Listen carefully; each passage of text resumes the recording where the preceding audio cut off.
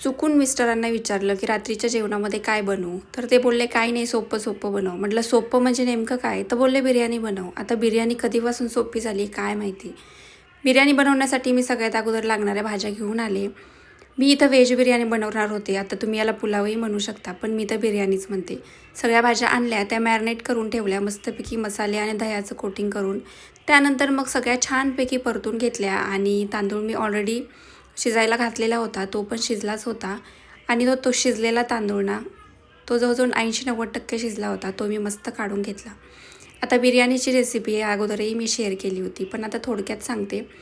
आणि बिर्याणी एवढी सुंदर झाली होती ना, लास्टला टेस्टला एक नंबर झाली होती. त्यानंतर सगळ्या भाज्या मॅरिनेट केलेल्या होत्या, परतून घेतल्या. त्या छानपैकी शिजल्यात का नाही हेच मी पाहत होते. त्याच्यामध्ये तळलेला कांदा घातला, कोथिंबीर घातली, थोडेसे पुदिन्याची पानं घातली आणि त्यानंतर मी भाताची एक कोटिंग लावून घेतली.